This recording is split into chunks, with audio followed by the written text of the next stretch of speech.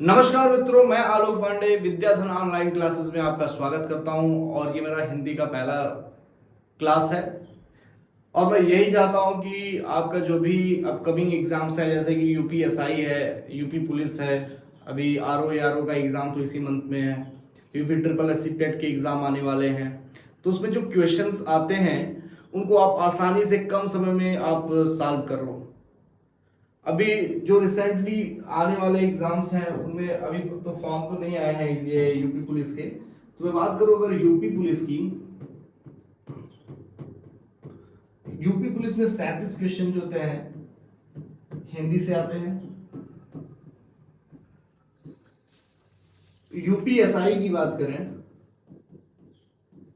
इसमें 40 प्रश्न जो होते हैं क्वेश्चन वो भी हिंदी से आते हैं। यूपी ट्रिपल एससी पीईटी की बात करें, 5 क्वेश्चन इसमें से आते हैं हिंदी के। और यूपी ट्रिपल एससी आरओ इसका भी एग्जाम इसी मंथ में है, ये 60 क्वेश्चन जो है इससे आते हैं। तो हम लोग अपनी तैयारी को इतनी अच्छे तरीके से कर लिया जाए कम समय में कि कोई भी क्वेश्चन हमसे छूट ना पाए।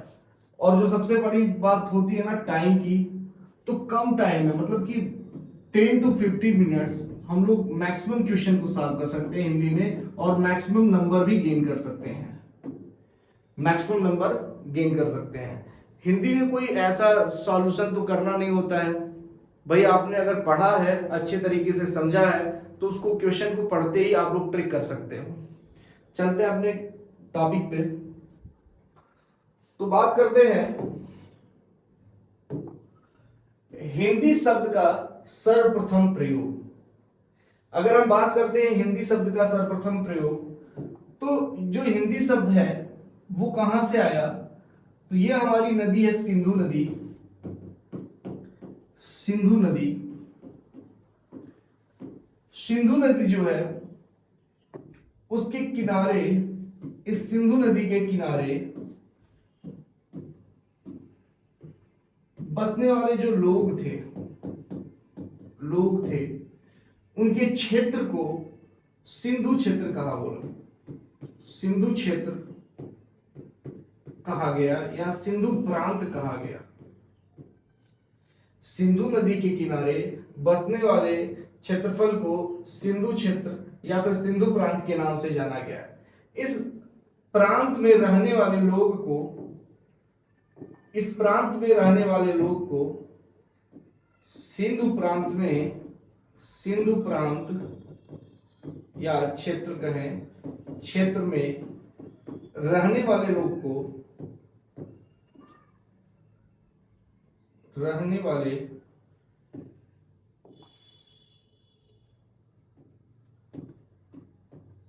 वाले लोग को, लोगों को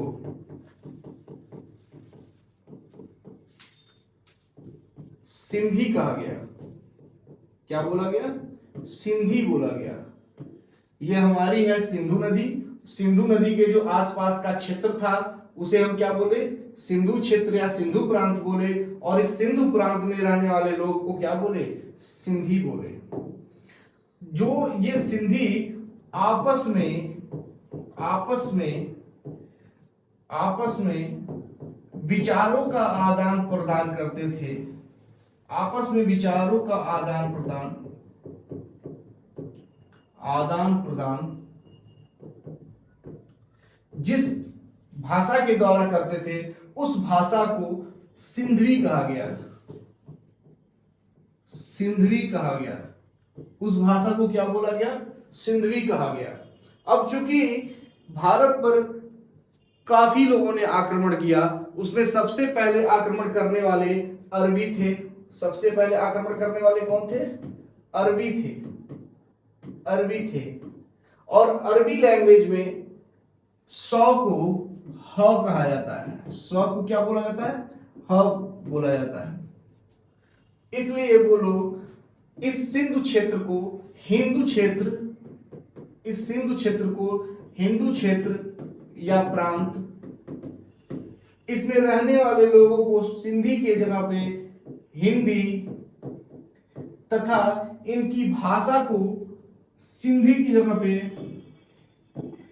सिंधवी की जगह पे हिंदवी हिंदवी कहने लगे और ये धीरे धीरे प्रचलन में आ गया। अब हम बात करते हैं, अगर आपको स्क्रीनशॉट लेना है इसका तो स्क्रीनशॉट ले सकते हैं।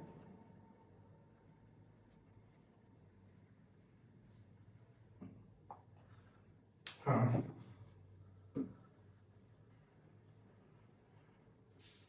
अब बात करते हैं कि जो हमारा ये हिंदी है, हिंदी शब्द का सर्वप्रथम प्रयोग किसने किया उसकी हम बात करेंगे। तो हिंदी शब्द का सर्वप्रथम प्रयोग, हिंदी शब्द का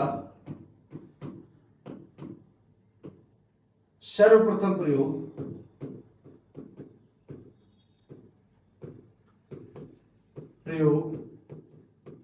अमीर खुसरो ने किया था। अमीर खुसरो ने किया था। अमीर खुसरो ने कहा किया था? अमीर खुसरो का एक जो रचना है, अमीर खुसरो का एक रचना है जिसका नाम है खालिक बारी।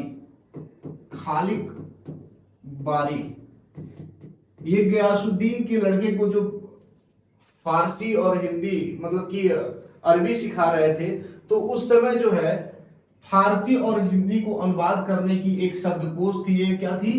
शब्दकोश थी। शब्दकोश थी जो हिंदी, अरबी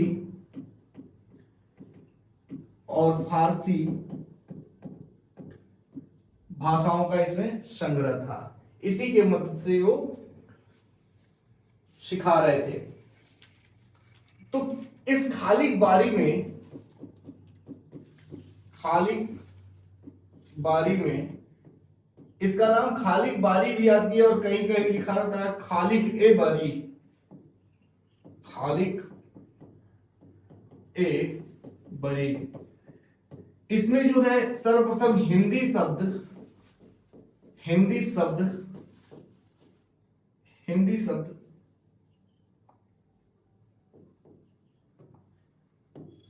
हिंदी शब्द 5 बार तथा हिंदवी शब्द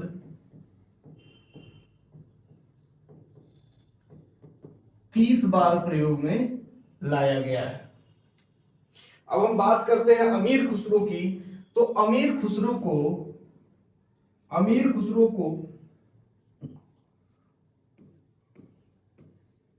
तूती ए हिंद, इसका मतलब हिंदी का तोता बोला गया है। हिंदी का तोता बोला गया है। अमीर खुसरो ने तबला एवं सितार वादन का जन्मदाता भी इनको माना जाता है। अमीर खुसरो को खड़ी बोली हिंदी की, खड़ी बोली हिंदी की जनक भी कहते हैं। जनक भी कहते हैं। अमीर खुसरो का जन्म एटा में हुआ था। एटा में हुआ था। एटा में हुआ था और एटा कहां पर है? यूपी में है। तो क्वेश्चन पूछता है आप लोगों से कि हिंदी शब्द का सर्वप्रथम प्रयोग किसने किया था? तो अमीर खुसरो ने किया था। कहां पर किया था? इनकी एक रचना थी खालिक बारी, उसमें देखने को मिले। और ये खालिक बारी क्या था? एक शब्दकोश था जिसमें हिंदी, अरबी और फारसी तीनों को कंपाइल करके रखा गया था। अमीर खुसरो जो है हिंद का तोता भी इनको बोला जाता है। तबला और सितार वादन के ये जनक भी कहलाते हैं। खड़ी बोली हिंदी के भी जनक कहलाए हैं। ठीक है। चलते हैं नेक्स्ट स्लाइड पे। अगर स्क्रीनशॉट लेना है तो आप ले सकते हो इसका। हाँ, अगर बात करें संस्कृत व्याकरण की, संस्कृत व्याकरण के जनक कौन है? तो संस्कृत व्याकरण के जो जनक है महर्षि पाणिनि है। कौन है? महर्षि पाणिनि है। बहुत बार ये जो महर्षि पाणिनि जो लिखा हुआ है हिंदी शब्द शुद्धि में दिया जाता है, तो इसको भी आप लोग देखते चलेंगे। अगर बात करें संस्कृत व्याकरण का, संस्कृत व्याकरण का आदि ग्रंथ कहें या प्राचीन ग्रंथ कौन सा है, तो हम क्या बोलेंगे? अष्टाध्यायी है। और ये अष्टाध्यायी किसने लिखा है? महर्षि पाणिनि ने ही लिखा है। जो अष्टाध्यायी है वो व्याकरण के उसमें नियम का जिक्र किया हुआ है। इस अष्टाध्यायी पुस्तक में या ग्रंथ में व्याकरण के नियमों का ही जिक्र किया गया है। अगर हम बात करते हैं हिंदी व्याकरण के जनक कौन है, तो हिंदी व्याकरण के जनक दामोदर पंडित जी हैं। अगर हम बात करते हैं हिंदी के पाणिनि कौन है, बहुत ही ये इंपॉर्टेंट क्वेश्चन है, मोस्ट इंपॉर्टेंट क्वेश्चन, आप ट्रिक लगा सकते हैं इस पे कि हिंदी के पाणिनि कौन है, तो कामता प्रसाद गुरु जी हैं। और ये जो है इनकी एक रचना है व्यवहारिक हिंदी भाष्य। इनकी एक रचना है, उसका क्या नाम है? व्यवहारिक हिंदी भाष्य। अगर आप स्क्रीनशॉट लेना चाहते हैं तो इसका भी स्क्रीनशॉट ले सकते हैं। चलते हैं नेक्स्ट स्लाइड पे। अब हम बात करते हैं हिंदी की। तो जो हिंदी शब्द है, जो हिंदी शब्द है वो संस्कृत भाषा के, संस्कृत भाषा के, संस्कृत भाषा के किससे लिया गया है? भास धातु से लिया गया है। भास धातु से लिया गया है।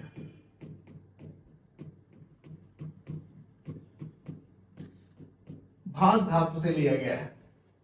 अगर हम बात करते हैं भास धातु का क्या अर्थ है, तो भास धातु का मतलब होता है विचार प्रकट करना, विचार प्रकट करना,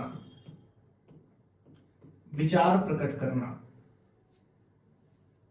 अब हम विचारों को कैसे प्रकट कर सकते हैं ये भी जानना है, तो उसके लिए हमें देखना पड़ेगा कि वर्ड को, अक्षर को, शब्द को। सबसे पहले मैं बात करता हूं बोली की। विचारों को प्रकट करने के लिए हमें बोली बोलनी होगी। उसके बाद भाषा का ज्ञान होना है। वो भाषा का क्षेत्र क्या होना चाहिए, कैसा होना चाहिए? राज्य भाषा या राजभाषा कहें,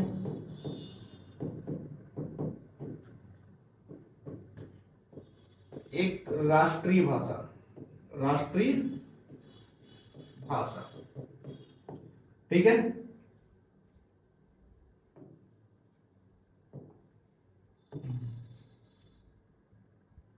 बोली की बात करें तो यदि कोई व्यक्ति या कोई समूह एक छोटे एरिया में, एक छोटे एरिया में, एक छोटे क्षेत्र में बोले जाने वाली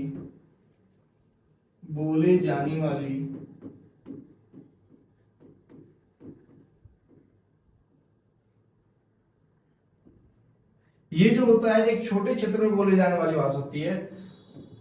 और ये भाषा क्या होता है? जब कोई भी बोली, जब कोई बोली एक बृहद क्षेत्र में बोली जाने लगी, ठीक है, ये क्या हो गया? बृहद क्षेत्र।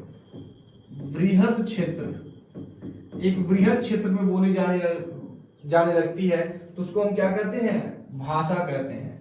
अगर हम राजभाषा की बात करें तो राज्य में बोले जाने वाली भाषा को हम लोग क्या बोलते हैं? राजभाषा बोलते हैं। राज्य में बोले जाने वाली भाषा को राजभाषा बोलते हैं, राजभाषा बोलते हैं। ये कंपलसरी नहीं होता है कि देश के अंदर सभी लोग राजभाषाई बोले, उनकी भाषाएं अलग अलग हो सकती है। राष्ट्रीय भाषा क्या होती है? तो एक राष्ट्र के अंदर बोले जाने वाली आधिकारिक भाषा होती है। आधिकारिक भाषा होती है जिसमें उस देश के कोई भी पत्र प्रपत्र लिखी जाती हैं, जिस भाषा में लिखी जाती हैं वो राष्ट्रीय भाषा कहलाती है। ठीक है, अगली स्लाइड पे आते हैं। अगर नोट करना है तो इसको आप नोट कर सकते हो।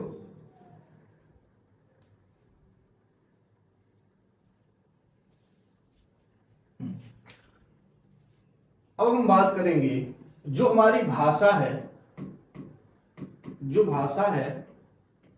उस भाषा को व्यक्त कितने तरीके से किया जा सकता है? वो 3 तरीके से किया जा सकता है। पहला मौखिक भाषा,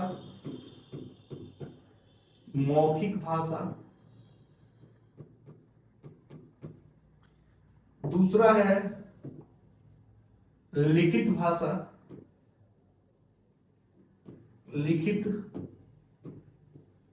भाषा, और तीसरा है सांकेतिक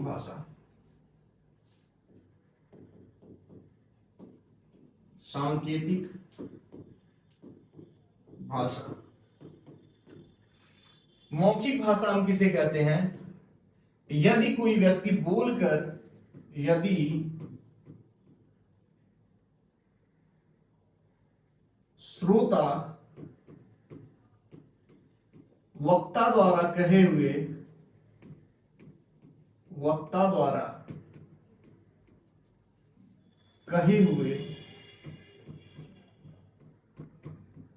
बातों को सुनकर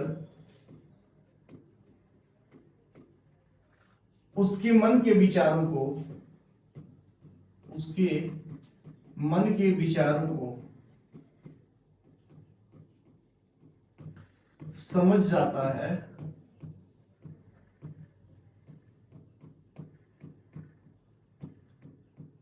तो उस भाषा को हम क्या कहते हैं? मौखिक भाषा बोलते हैं।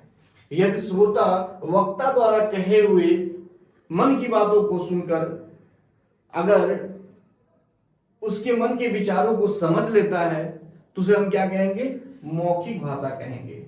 और मौखिक भाषा में जो माध्यम होता है मन की बातों को एक स्थान से दूसरे स्थान तक पहुंचाने के लिए, वो माध्यम क्या होता है? ध्वनि होती है। तो एक चीज तो कंफर्म हो गया। क्या कंफर्म हुआ? कि जो ध्वनि होती है वो मौखिक भाषा की सबसे छोटी इकाई होती है। जो ध्वनि मौखिक भाषा की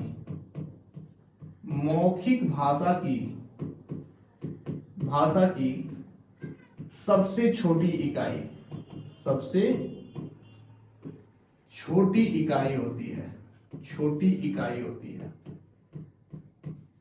होती है। आशा करते हैं आप लोगों को समझ आ रहा होगा। लिखित भाषा की बात करें, यदि कोई व्यक्ति लिखकर किसी को अपने मन की बातों को समझाने में सामर्थ्य रहता है तो उसे हम क्या बोलते हैं? लिखित भाषा कहते हैं। और लिखित भाषा में जो मीडियम का काम करते हैं, जो माध्यम का काम करते हैं, वो क्या होते हैं? वर्ड होते हैं। क्या होते हैं? वर्ड होते हैं।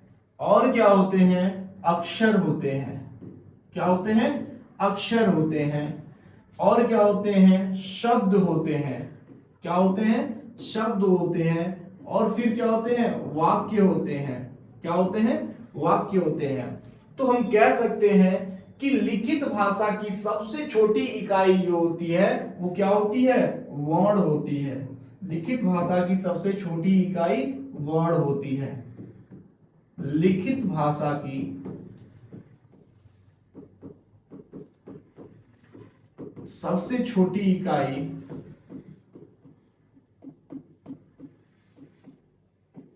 इकाई क्या होती है? वर्ण होती है। वर्ण होती है। मैं किसकी बात कर रहा हूं? हिंदी भाषा की मैं बात कर रहा हूं। किस भाषा की मैं बात कर रहा हूं? हिंदी भाषा की मैं बात कर रहा हूं। आप लिखना चाहो तो लिख भी सकते हो कि हिंदी भाषा में जो होता है ये सबसे छोटी इकाई होती है। अब मैं एक चीज आप लोगों को स्पष्ट कराना चाहूंगा कि अक्षर और वर्ण में क्या अंतर है। अक्षर और वर्ण में क्या अंतर है? जो वर्ण होता है वो स्वतंत्र होता है। वर्ण क्या होता है? स्वतंत्र होता है। जैसे हम लिख रहे हैं यह एक स्वतंत्र है और इसे किसी अन्य वर्णों की सहायता नहीं है, ना स्वर की सहायता है, ना व्यंजन की सहायता पड़ेगी। ये अपने आप में क्या होता है? स्वतंत्र होता है। लेकिन अक्षर जो होता है अपने आप में स्वतंत्र नहीं होता है। जैसे कि क एक अक्षर है जो स्वतंत्र नहीं है, और ये क्या है? ये हलंत क प्लस अ से मिलके बना हुआ है। इसका मतलब कि जो वर्णों की सहायता से बनते हैं उन्हें हम क्या कहते हैं? अक्षर कहते हैं। मतलब दो वर्णों की सहायता से बनने वाले जो वर्ण अक्षर होते हैं उन्हें हम क्या कहते हैं? अक्षर कहते हैं। दो जो अक्षर होते हैं दो वर्णों की सहायता से बनते हैं। दो वर्णों की सहायता से